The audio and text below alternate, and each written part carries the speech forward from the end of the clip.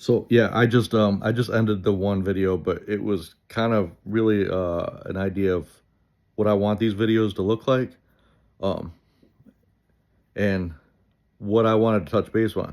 So November 12th happened, and just a lot of I couldn't sleep. I would wake up to my dad, his face, um, and him looking at me, him, why can't you save me?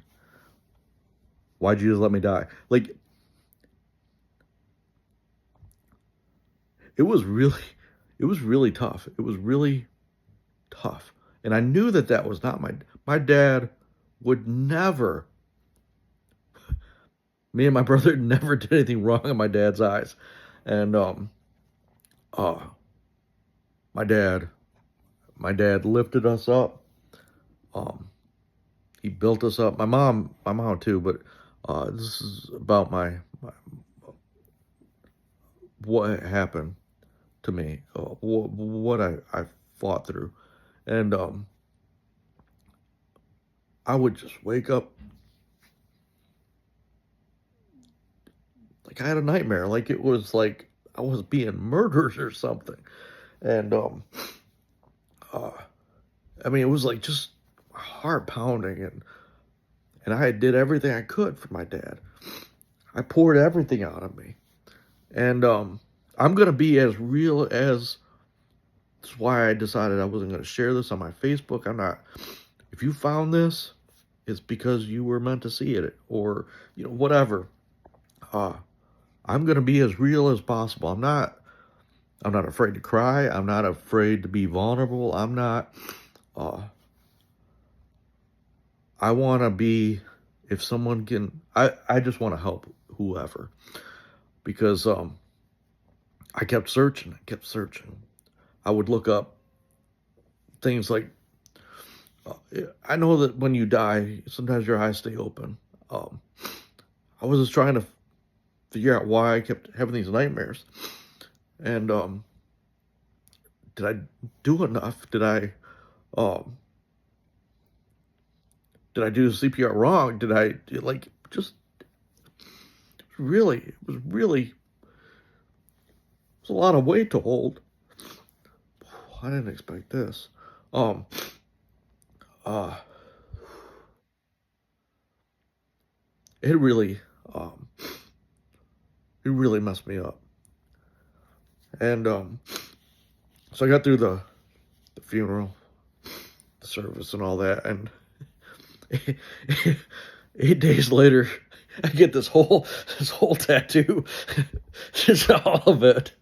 It started with these headphones, and right there, because my dad would put these headphones on. He's like the one who really got me into music, and it's like my heart beat right there, and the chord, and and in my mind it all made sense, like oh, and uh so the tattoo artist was great. She was so kind.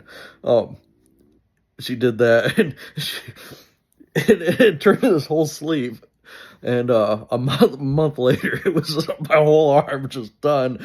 And I didn't have anything wrong against tattoos, but my whole arm is done. and uh,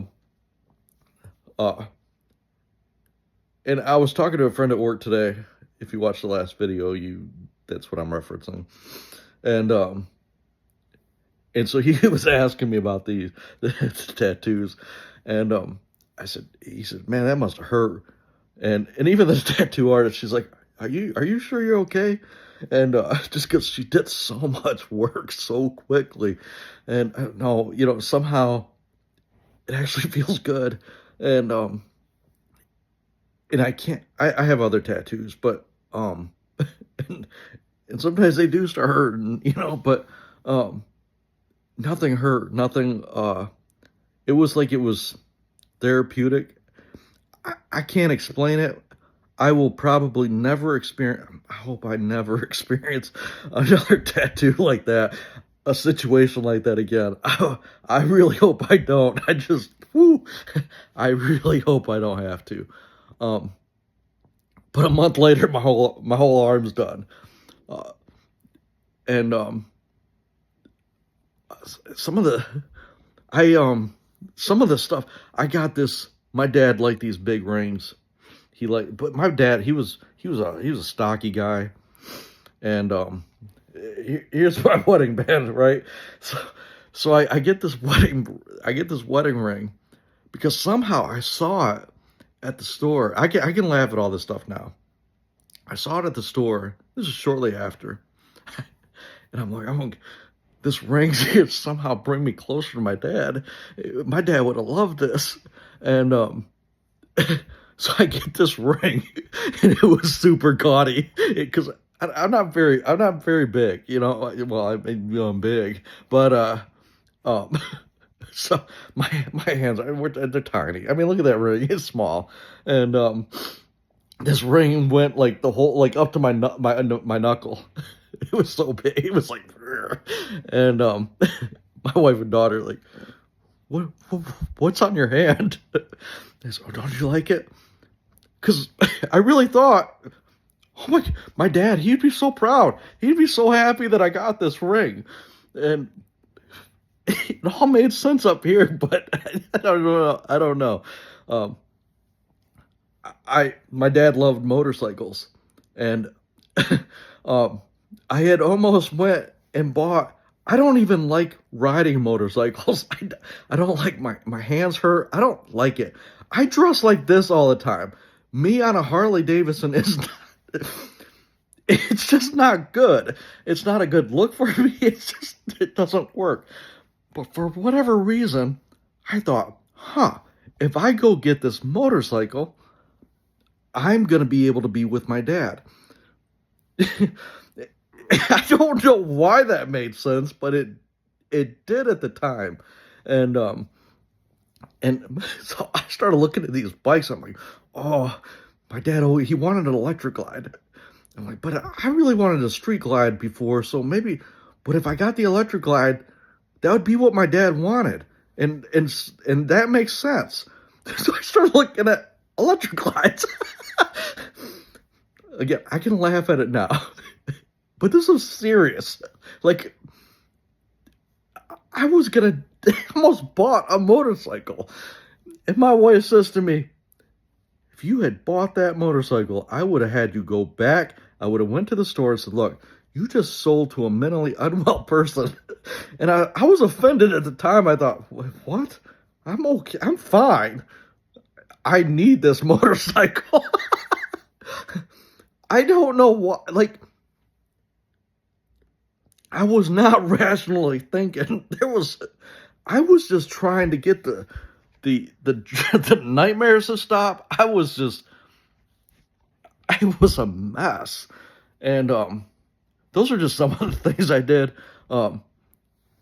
Thank God I didn't buy the motorcycle. That would have been really humiliating to go back to the store and be like, my wife is telling me I can't keep this. She's got a message for you. And apparently I'm not right. I'm laughing now. I want to show that the pain was very deep. It was very, very deep. Um, like I just wanted to end. I just wanted the pain to stop. And and I'll get into more of those thoughts as time goes through. But I want you to see that it will get better. I promise you, it'll get better. It might not seem like it. You might think I'm never gonna see happiness again. And I promise you, if you just keep fighting, if you just keep pushing through, I promise you, you will. You'll be laughing at some point. It might not be next month. It might not be a year from now. We just crossed a year and 6 months. That was me reading my Bible every day, scripture every day, or the daily verse of the day. That was me going to therapy, lots of time in therapy, and This was me trusting in friends that I knew. Some stepped up that I didn't even think what, like, it wasn't even on my radar. I look at those people a lot differently now. People that I think should have stepped up didn't. I also look at those people differently now.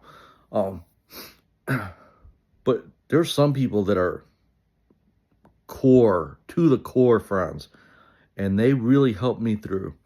And and there was a song by John Reddick called "Don't Fight Alone," and I'm at that 10. It's a little over 10 minutes.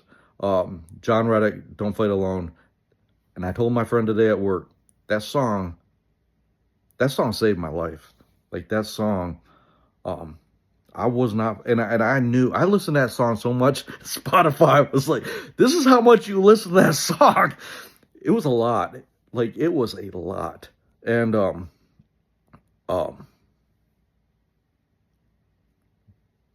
but I had friends, I had family that were reaching out. They were, they, they were going to get me through, and I'm here today, and I'm telling you what, man, I would have rather if God used a different situation, a different way to get me to this point, but I just don't know if it was possible. I think the love I had for my dad was so deep. I mean, it's still I love my dad. I can't wait to see him again, and I'm going to bring as many people with me as I can. Like that's going to happen. I tell everyone about how God has really, he did a work in me, and he's doing a work in me, and I share it with everyone. Hence why I'm doing this video. Uh, I want to show that you can still, just because you're a man of faith, just because you're a person of faith, and you're fighting some dark battle, that doesn't mean that God doesn't love you. God does love you, and God is going to use that situation for your good. You just got to trust it, and you got to believe it.